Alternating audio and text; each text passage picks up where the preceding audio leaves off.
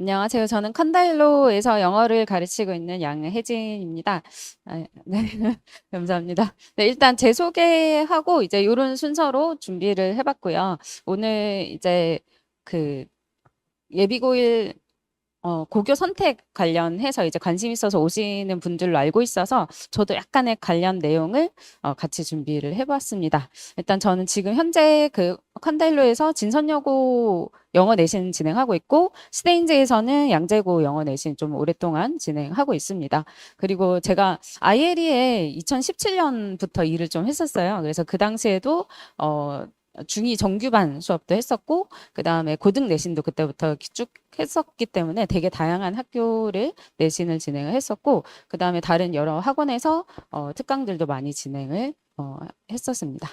네, 그래서 일단 간단하게 저도 이제 영어 강사기 때문에 이제 학생들한테 영어 공부를 왜 해야 되는지 이제 어느 정도 해야 되는지 이런 것도 좀 얘기를 해줘야 되기도 하고 그다음에 이제 뭐 저의 생존이 걸린 문제이기도 하고 여러 이유로 좀 이 28년 이후 이 변화가 있었을 때 정말 공부를 많이 했습니다. 그래서 간단하게 이제 제가 정리한 거를 요약한 거를 좀 말씀드리면 일단 수능 같은 경우는 기존에 선택 과목 굉장히 많았는데 저 수능 볼 때도 사회탐구만 11개 막 이렇게 있었던 기억이 있는데 거기에서 이제 공통 과목으로 줄어들어서 이제 선택 과목에 대한 그 유불리가 없어졌다는 게 굉장히 큰 차이고 그다음에 문이과 구분 자체가 이제 아예 없어져서 수학 잘하는 학생이 유리하다 이렇게 말씀하시더라고요. 그리고 이제 최상위권에서 그래서 이게 전체적으로 원래는 선택 과목에 따라 최상위권이 선택하는 과목이 있고 꼭 해야 되는 게 있고 이런 게 있었는데 그런 게 없어지면서 이제 최상위권 수능 변별력이 굉장히 약화되기 때문에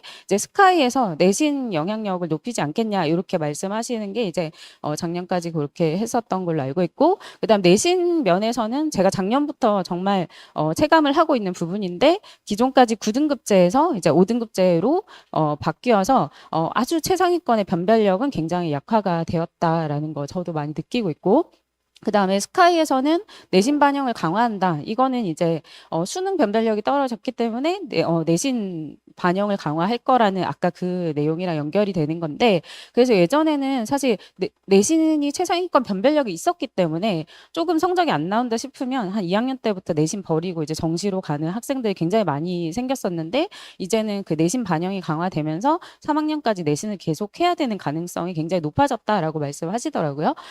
그리고 이제 2등급을 받았을 때 1등급이 이제 10%로 굉장히 이제 비율이 높아지다 보니까 1등급 학생이 많기 때문에 2등급 받았을 때 감점 요인이 굉장히 커져서 이제 그 고등학교 선택을 할 때 전과목 1등급 받을 수 있는 학교를 선택하려는 그런 흐름이 굉장히 크고 실제로 그 학교 제가 이제 여러 담당하던 학교들의 분위기도 굉장히 많이 바뀌고 있는 걸 많이 느끼고 있습니다.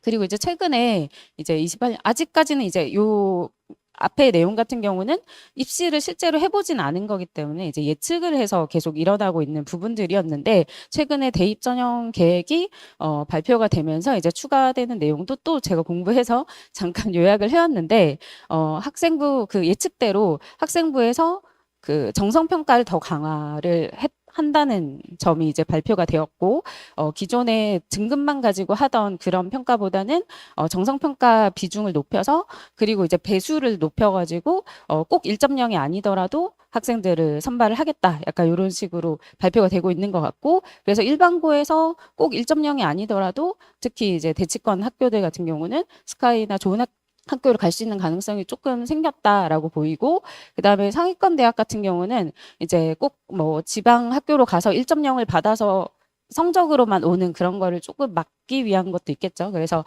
이제 수능 최저 기준을 많이 도입을 하고 있는 것이 보이고 그래서 뭐 3합 5면은 이제 3개의 과목이 1등급, 2등급, 2등급 요 정도는 돼야 되는 거죠. 그래서 거기에서 7등급 정도까지 어쨌든 그 수능을 반영을 하겠다라는 움직임이 있기 때문에 내신에서도 그래서 영어 같은 이런 절대평가 과목은 등급 확보가 좀 유리하니까 영어를 손 놓지 말고 계속 하셔야 되지 않을까 제가 이제 이제 할 수 있는 말은 이런 부분이 있었고요. 그 다음에 당연히 이제 기존부터 하고 있었던 내신 전 과목을 다 균형적으로 등급 관리를 해야 되는 거. 그러니까 뭐 하나를 버리면 사실 5등급 하나가 있으면 그 다른 과목에서 그걸 다 올린다는 게 굉장히 힘들어지기 때문에 이게 하나는 잘하고 하나는 못하고 이런 거보다는 전반적으로 다 잘 받을 수 있는 학생들이 이제 유리해졌다는 거 알고 계실 것이고, 그 다음에 이제 수능 반영 비율도 높아졌고, 그 다음 내신이 안 되면 이제 그 다음 어쨌든 정시도 생각을 해야 되기 때문에 수능 대비를 동시에 하기는 해야 된다라는 거를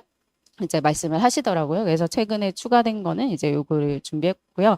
그래서 기존에 이런 상황에서 학교 선택하실 때 최상위권 같은 경우는 이제 세특이나 면접 대비 같은 거 이런 게 반영이 많이 되니까 정성평가 반영이 많으니까 이런 게 좋은 학교를 선택하는 것도 중요하다. 그러니까 무조건적인 등급보다는 어차피 등급이 잘 나올 학생이면 다른 대비도 같이 되는 학교를 선택해라라고 하는 것 같고, 그다음에 일단은 근데 저도 학생들을 가르치다 보면 아직 등급이 막 2등급, 3등급 나오는데 수행평가에 막 목숨 거는 그런 학생들이 있는데, 일단은 뭐 수행이든 세특이든 그런 부분들이 성적이 나오고 나서 해야 되는 부분이라는 거, 그런 우선순위는 좀 알고서 했으면 좋겠다는 생각을 하고요. 그래서 더더욱 내신 등급이 어쨌든 나올 수 있는 학교, 좋은 학교면서도 내가 내신 등급이 나올 수 있는 학교를 선택해야 된다라는 점. 그 다음에 이제 아까도 말씀드렸던 수능 준비하기 좋은 환경. 그러니까 조금만 사실 외곽으로 나가도 그 학교 내신을 대비해주는 학원이 몇 개 없는 경우가 많고, 그 다음에 이제 수능 학원을 다니기가 힘든, 어차피 대치로 다시 와야 되는 그런 경우들이 있기 때문에 사실은 이제 대치권 학교 선택하는 것도 많은 장점이 있다라는 거.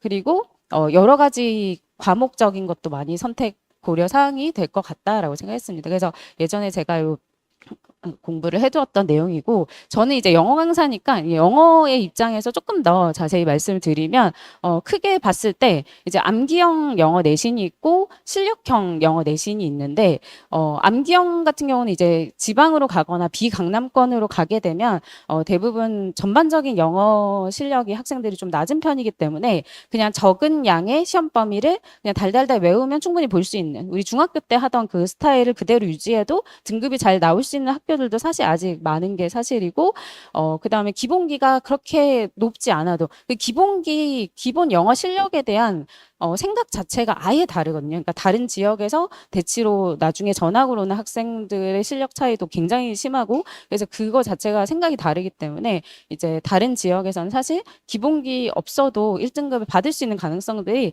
있다라는 거. 근데 이제 실력이 없으면은 아예 아무리 노력을 해도 1등급을 받을 수 없는 학교 내신들이 존재하거든요. 영어는 사실 굉장히 심해요. 그게 굉장히 심하기 때문에 절대평가가 된 거도 맞잖아요. 그렇죠? 근데 내신에서는 여전히 상대평가이기 때문에 이게 굉장히 많이 차이가 나고요. 대부분의 뭐 강남이 아니더라도 특목고, 자사고, 외고 이런 학교들은 굉장히 시험이 어렵고 잘하는 학생들 많이 포진해 있고, 강남권 이 근처에 대부분의 일반고들은 실력이 없으면 1등급 절대 근처도 갈 수가 없고, 단기 뭐 6주, 7주의 내신 대비만으로 갑자기 1등급을 받는다, 이런 거 자체가 아예 불가능한 그런 학교 내신들이 있습니다. 근데 대신에 반대로 생각해보면 영어 실력이 이미 있는 학생들은 굉장히 수월하게 내신을 받을 수 있는 학교들이 꽤 있어요. 그래서 이제 학교 영어 같은 경우는 제가 내신에서는 정말로 이제 강조 드릴 수 있는 거는, 영어 시험이 전체 내신 대비하는 시간에 굉장히 많은 시간을 차지할 수도 있고 되게 조금 차지할 수도 있거든요. 그러니까 학생들 중에서 내가 내신 공부의 50% 이상을 영어에 썼다라고 말하는 학생들 실제로 많이 존재하고, 그럼에도 성적이 안 나왔을 때 굉장히 화를 내거나 그때 영어를 버리거든요. 그래서 그런 게 굉장히 많기 때문에 사실 저는 영어도 굉장히 중점적으로 보셨으면 좋겠거든요. 그래서 기본적으로 이제 모의고사 1등급 정도는 당연히 나오는 실력, 그리고 거기에 이제 사실 모의고사는 그냥 듣고 읽어서 푸는 문제지만 이런 어려운 내신들은 영작을 할 수 있어야 되거든요. 근데 이거 아예 다른 영역처럼 되어 있어서 영작을 아예 못하는데 모의고사는 1등급 나온 학생들 상당히 많거든요. 그래서 모의고사만 보시면 안 되고 사실은 영작을 좀 할 수 있는지를 꼭 점검을 하셔야 됩니다. 그리고 실력이 있는데 암기도 많이 해야 되고 이게 다 필요한 학교들이 당연히 있거든요. 특히 강남권 여고들은 정말 말도 안 되는 범위와 분량과 시험 난이도여서 이게 학생들이 굉장히 많이 좌절을 하거든요. 그래서 이제 지문 수준도 높고 제가 지금 진선여고 내신을 하고 있는데 아예 부교재를 고3까지 써요. 그래서 이제 중학교 때 공부하다가 갑자기 막 너무 어려운 지문을 하니까 뭐 아예 엄두를 못 내는 학생들이 굉장히 많고요. 근데 시험 범위도 굉장히 많아요. 다른 학교에 두세 배 정도도 될 정도로 많고, 그 다음에 지문 변형도 많이 해요. 그러다 보니까 이제 학생들이 이거를 어떻게 해보려고 애쓰는 거잖아요. 어쨌든 1등급 받아야 되니까. 그래서 내신 영어에 너무 과하게 시간 투자해야 되는 그런 학교들은 사실은 이게 장기적으로 보면 어쨌든 수능 영어는 절대평가인데 고등학교 내내 영어를 그렇게 많이 한다는 게 꼭 좋은 건 아닐 수 있잖아요. 그렇죠? 그러니까 이미 어느 정도 잘하고 수능이 좀 괜찮은 학생들은 오히려 그 장점을 살릴 수 있는 학교를 가는 게 제가 생각할 땐 좋은 것 같고 이거를 좀 많이 고려하시면 좋을 것 같습니다. 영어는 정말 차이가 많이 큰 것 같습니다. 그래서 영어 포기하는 학생들도 저는 정말 많이 봤습니다. 그리고 이제 고등 영어 제가 이제 10년째 영어를 대치동에서 고등학교 내신을 하고 있는데 GPT 이전에는 사실 시험지 자체가 몇 장 안 되고 양이 되게 적었거든요. 그리고 변형이 그렇게 심하지 않았는데 GPT가 나온 이후로 학교 시험들이 급격히 양이 늘어나고 선지가 굉장히 길어지고 있어가지고 학교 시험 스타일이나 대비 방식이 좀 많이 바뀌고 있거든요. 그래서 일단 이거는 수행평가, 이거는 정부 방침에 따라 그렇게 된 거긴 한데 수행평가도 더 강화되고 있어서 영작 실력 같은 것도 많이 필요하지만 지문 자체를 변형하는 게 너무 쉬워졌거든요. GPT에 그냥 넣어서 글 새로 써줘 하면 바로 막 만들어내니까 그냥 아예 원래 공부한 거가 소용이 없을 정도로 지문을 다 바꿔서 내는 케이스들이 있다든지 아니면 선지 자체를 굉장히 길게 내고 뭐 추론이나 내용일치 이런 것들은 선생님이 원래 기존에 하나하나 영작을 했어야 되는 부분인데 GPT가 다 만들어주다 보니까 이런 문제 비중이 굉장히 높아졌어요.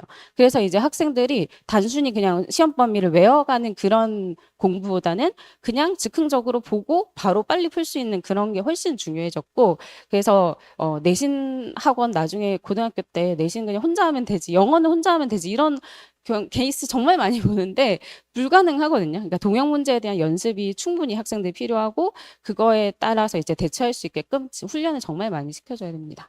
그래서 하나만 비교를 해드리면 2019년 진선여고 시험지의 문제고 그 다음에 최근 올해 문제인데 옛날에 이런 거 한 두 문제 세 문제 나왔는데 지금 이거 한 다섯 문제 나오거든요. 그러니까 시험지 자체도 길고 엄청 오래 걸려서 학생들이 풀 시간 자체가 부족해요. 빨리 읽는 연습이랑 이런 게 많이 필요해졌습니다. 그래서 어휘는 수능 정도 수준으로 미리 해두셔야 돼요. 왜냐하면 1학년 갔을 때 바로 고3 거 낸다 그랬죠. 그래서 이 정도 수준으로 지금 대비가 좀 돼 있어야 되고 어법은 중학교 때랑 비슷한데 학생들이 많이 까먹었더라고요. 반복을 해주셔야 되고 그 다음에 독해는 이미 고2, 3 수준을 하는 게 좋긴 해요. 그러니까 고1이랑 고3이랑 은근히 차이가 있는데 고1 거는 뭐 그렇게 쉽게 느껴지는데 고3이 확 갑자기 다르게 느껴지기도 하거든요.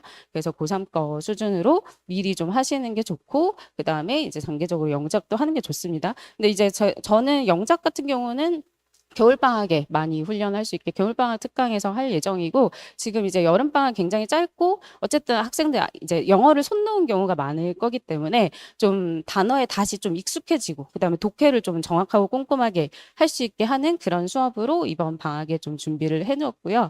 독해 속도를 높이고 그다음에 어려운 단어에 좀 익숙해지고 이거에 제일 중점을 두었습니다. 그래서 화목을 진행할 예정이고 제가 문장 구조를 굉장히 꼼꼼하게 분석을 좀 해주는 이런 수업을 많이 하고 학생들한테 과제로 그거를 똑같이 해오게 많이 해요. 그러니까 문제를 양치기로 그냥 많이 풀어와라 이게 아니라 몇 문제를 풀더라도 정말 그걸 이해를 했는지를 직접 필기를 하고 제가 그걸 보면서 소통하고 이게 어법적인 능력이 지문 속에서 내가 그걸 찾을 수 있느냐가 중요하거든요. 이게 되면 나중에 영작을 할 수가 있어요. 그래서 이제 여름에는 이런 훈련을 할 예정이고요.